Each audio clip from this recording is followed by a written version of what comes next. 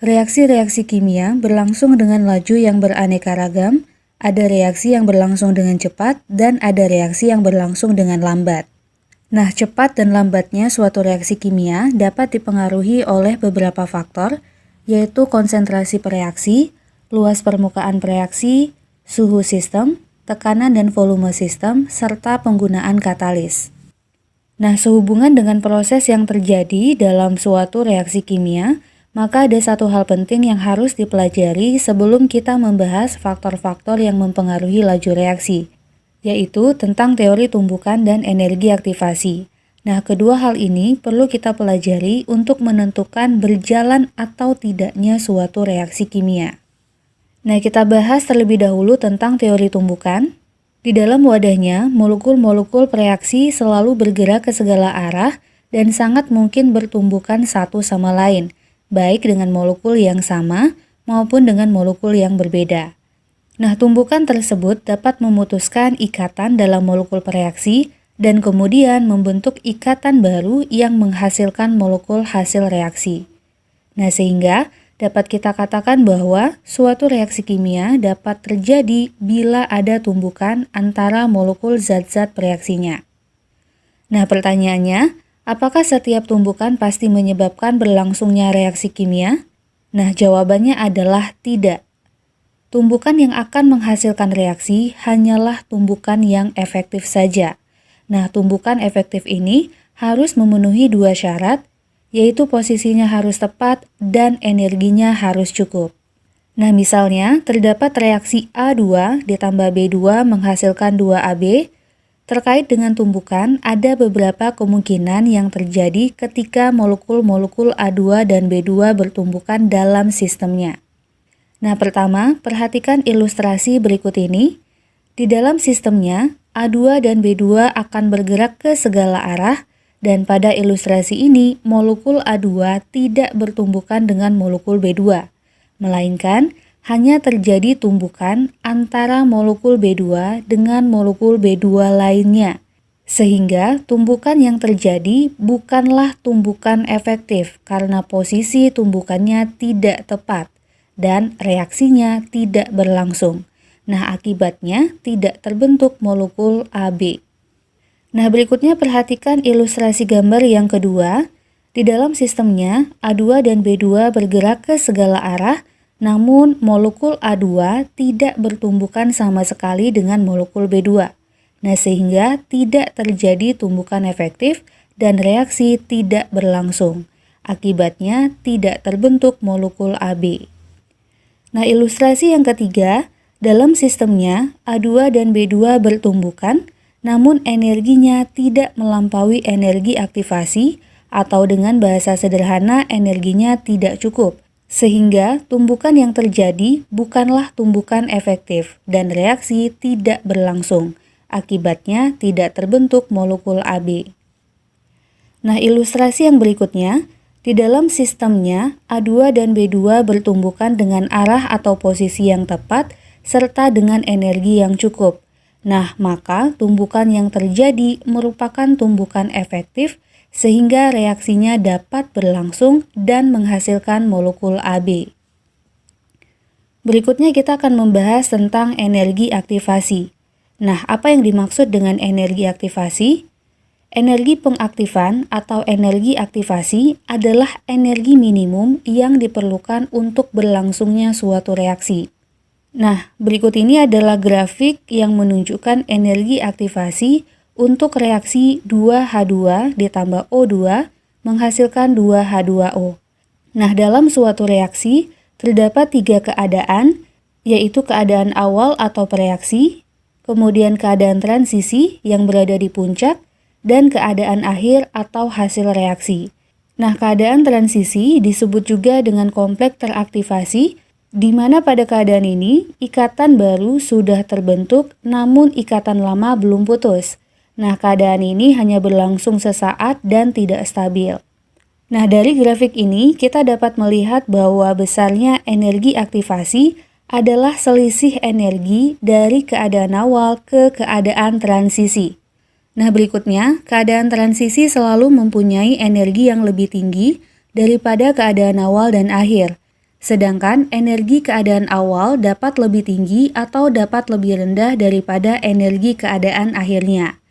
Bila keadaan awal lebih tinggi energinya, reaksi menghasilkan kalor atau disebut dengan reaksi eksoter yang energi aktivasinya dapat digambarkan melalui grafik berikut ini.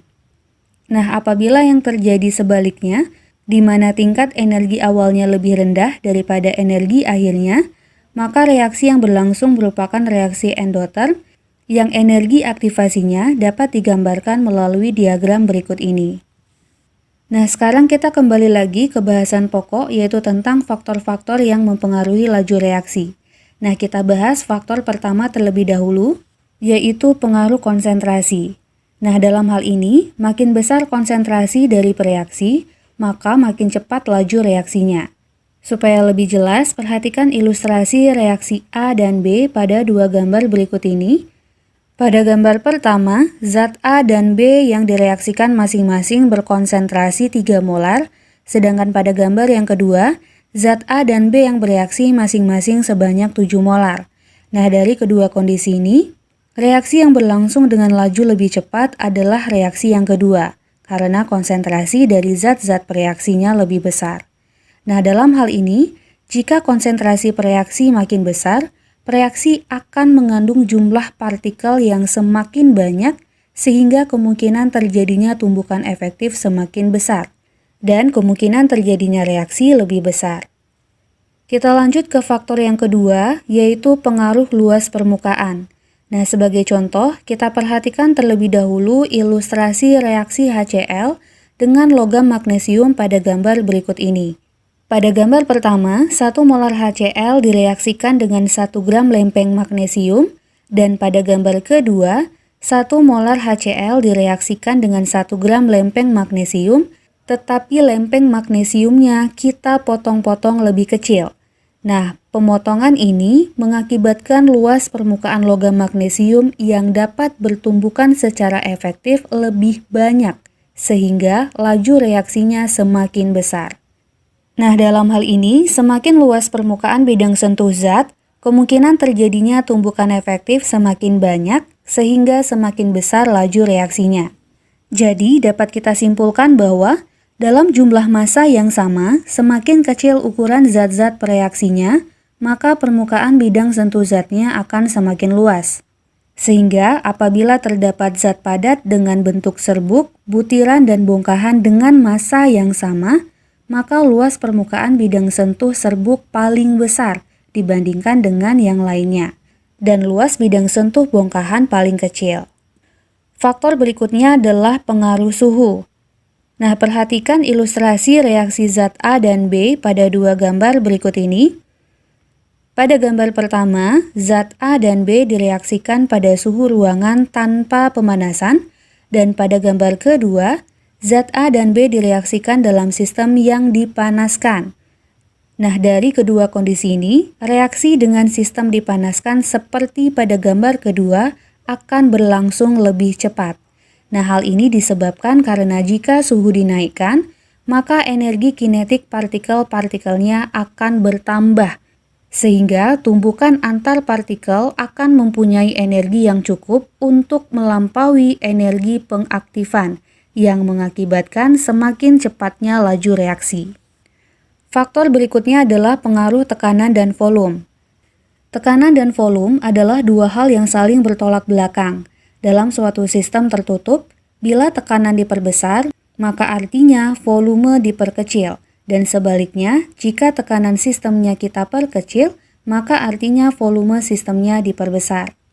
Nah, jika tekanan sistem dinaikkan atau volume diperkecil, maka jarak antar partikel pereaksi akan semakin dekat sehingga kemungkinan terjadinya tumbukan efektif semakin besar dan laju reaksinya akan bertambah. Nah, maka dari ilustrasi reaksi A dan B pada kondisi pertama dan kedua, reaksi yang akan berlangsung lebih cepat adalah reaksi pada ilustrasi yang kedua. Yang terakhir adalah faktor penggunaan katalis.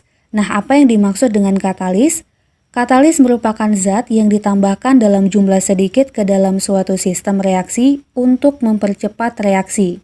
Katalis memiliki beberapa sifat, diantaranya adalah Katalis tidak bereaksi secara permanen dan tidak mempengaruhi hasil reaksi.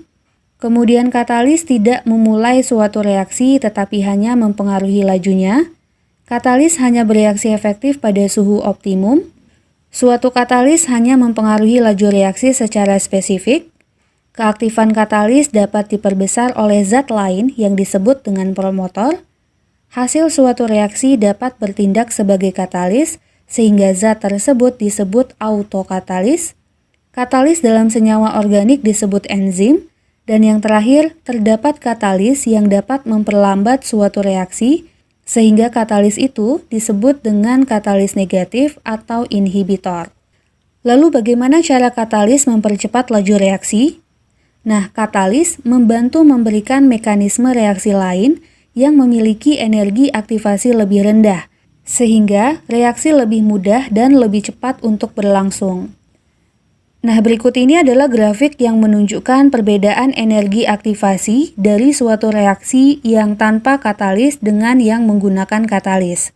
Dari gambar ini, kita dapat melihat bahwa energi aktivasi reaksi tanpa menggunakan katalis bernilai lebih besar dan reaksinya berlangsung dalam satu tahap. Sedangkan ketika menggunakan katalis, reaksi berlangsung dengan mekanisme lain, yaitu melalui reaksi dua tahap, yang dapat kita ketahui dari adanya dua puncak keadaan transisi. Nah, energi aktivasi dari reaksi yang berlangsung dua tahap ini ternyata lebih rendah, yang artinya reaksi akan lebih mudah dan lebih cepat untuk berlangsung. Nah, supaya lebih paham, kita coba masuk ke contoh soal.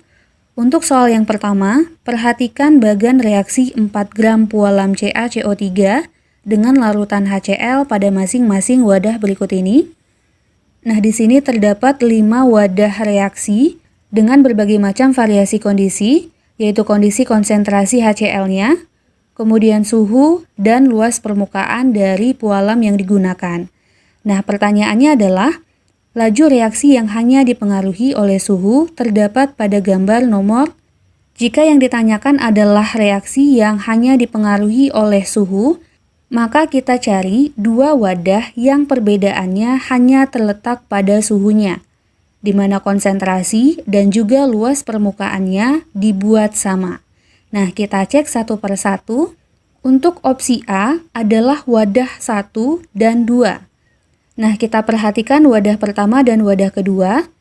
Pada kedua wadah ini, perbedaannya terletak pada suhu dan juga luas permukaannya, di mana pada wadah pertama, batu pualamnya berbentuk keping, sedangkan pada wadah kedua, batu pualamnya berbentuk serbuk. Sehingga untuk wadah pertama dan kedua ini, terdapat dua faktor yang mempengaruhi, yaitu faktor suhu dan luas permukaan. Berikutnya untuk opsi yang B, wadah 1 dan 3. Nah, kita perhatikan, wadah 1 dan 3, perbedaannya terletak pada konsentrasi HCl dan juga suhunya, di mana pada wadah pertama HCl-nya 2 molar, suhunya 25 derajat Celcius, sedangkan pada wadah ketiga HCl-nya 3 molar dan suhunya 40 derajat Celcius. Nah, artinya pada wadah pertama dan ketiga ini terdapat dua pengaruh, yaitu pengaruh konsentrasi dan suhu. Berikutnya untuk opsi yang C, wadah kedua dan keempat. Nah, kita perhatikan, pada wadah kedua dan keempat ini, perbedaannya terletak pada konsentrasinya saja. Nah, sehingga untuk wadah kedua dan keempat ini dipengaruhi oleh konsentrasi. Kita lanjut ke opsi yang D, wadah ketiga dan keempat. Nah, kita perhatikan pada wadah ketiga dan keempat, perbedaannya terletak pada luas permukaannya, di mana pada wadah ketiga, batu pualamnya berbentuk keping, sedangkan pada wadah keempat, batu pualamnya berbentuk serbuk. Nah, sehingga untuk wadah ketiga dan keempat ini dipengaruhi oleh faktor luas permukaan. Nah, terakhir kita perhatikan untuk opsi yang E, wadah keempat dan kelima.